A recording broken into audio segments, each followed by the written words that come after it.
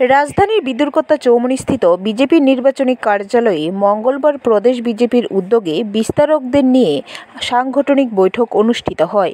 বৈঠকে উপস্থিত ছিলেন পশ্চিম ত্রিপুরা লোকসভা আসনের বিজেপি প্রার্থী বিপ্লব কুমার দেব, প্রদেশ বিজেপির সাধারণ সম্পাদক তথা বিধায়ক ভগবান দাস সহ অন্যান্যরা। এই দিনের বৈঠকে ভোটের রণকৌশল নিয়ে বিস্তারিত আলোচনা হয়। প্রদেশ বিজেপির সাধারণ সম্পাদক ভগবান দাস আলোচনা করতে গিয়ে বলেন, আসন্ন নির্বাচনে বিজেপি প্রার্থীদের জয়ী করার ক্ষেত্রে 90% কাজ বিস্তারকদের। তাই সংগঠনের স্বার্থে বিস্তারকদের অত্যন্ত বড় ভূমিকা রয়েছে আসন্ন লোকসভা নির্বাচন ও উপনির্বাচনে।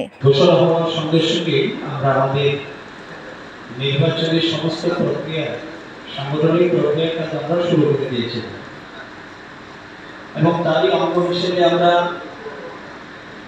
আমাদের এই পশ্চিম আসনের দৃষ্টি বিধানসভা কেন্দ্র বা মন্ডল রয়েছে, রাজ্য স্তর এবং জেলা স্তরে এবং আমাদের যারা এক্স এমএলএ তার মধ্যে থেকে আমরা 30 জন নেতৃত্বকে 30টি মন্ডলের দায়িত্ব দিয়েছিলাম এবং প্রত্যেককেই আমি এই কপিটি দিয়েছি, প্রত্যেকের হাতে দিয়েছিলাম এবং আমাদের যারা বিস্তারককে দিয়েছি, মন্ডল সভাপতিকে দিয়েছি, এমনকি অধিকাংশ ভূতও আমরা সেটা পৌঁছে দিয়েছিলাম আপনাদের কাজের সুবিধার জন্য। আজকে আমাদের সামনে উপস্থিত ব্যুরো রিপোর্ট, খবর ত্রিপুরা।